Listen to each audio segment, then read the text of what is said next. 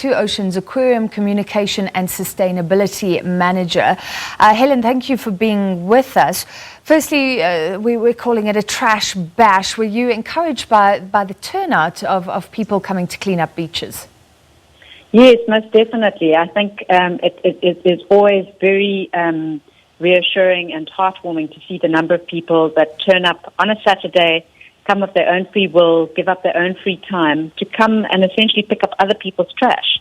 So very, very encouraging and lovely to see, all people from all walks of life and, kids and dogs and everybody also just coming out to have a good time on the beach. It is, though, excuse the pun, a drop in the ocean, isn't it?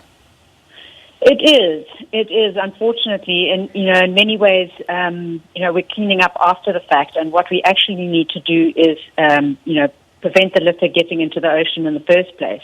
Most of the litter, as you heard Linky saying, most of the litter originates on land, some 80%. So we've got to be cognizant of the fact that everything that we do on land affects the oceans, and therefore all role players have to get involved. It's not just the consumers, but we need to look at how we manufacture. We need to look at our food choices, our shopping choices, look at the packaging when we buy things, and really try and work towards a circular economy. I think there's good discussions happening at government level with retailers and manufacturers talking about this very thing, about the circular economy. So keeping waste in the system, keeping plastic in the system, recycling, reusing as much as possible so that it actually doesn't just go to landfill or end up in the oceans.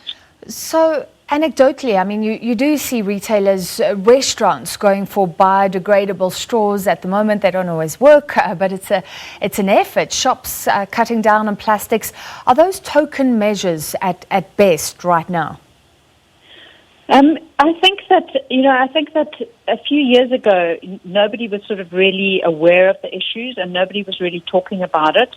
And certainly in the last year and a half, we've seen a big move by retailers, by restaurants, by consumers, everybody sort of becoming more aware and wanting to do something. So, at this point, although they're small initiatives, I think it's gaining momentum. I think the retailers, especially some of our bigger chains, are very, very much aware of the issue, and they are wanting to do the right thing and to move away from single-use plastic packaging. So I think it's a matter of time. I think that the awareness is out there. Now we've just got to move that awareness from awareness into action. Yeah, and there are incredible stats. One is that at the current rate, we could see more plastic than fish in the ocean by 2050. Incredible stats about the future. But right now, I presume you're aware of wildlife along our oceans. Are we seeing effects on fish life, on wildlife? We definitely are, certainly in terms of plastic. We have a very active and dedicated turtle rehabilitation program at the Two Oceans Aquarium.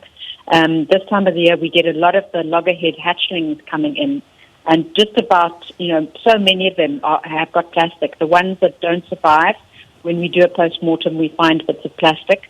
And on Thursday this week, I saw a horrific video of basically a very tiny loggerhead turtle the size of my hand pooping out a bit of balloon. I didn't think it was real until I actually saw the film of this actually happening. So definitely it is affecting turtles, it's affecting the fish that we eat. We're even finding some microplastics in the fish. Microplastics are being found in plankton. So it's moving right the way through the food chain, and of course we as humans are right at the end of the food chain, so it's starting to impact on us in terms of the food that we eat. Yeah, urgent action needed. Thank you so much for your time. Helen Lochart, the Two Oceans Aquarium Communication and Sustainability Manager. We take a short break. I'll be back with lots more.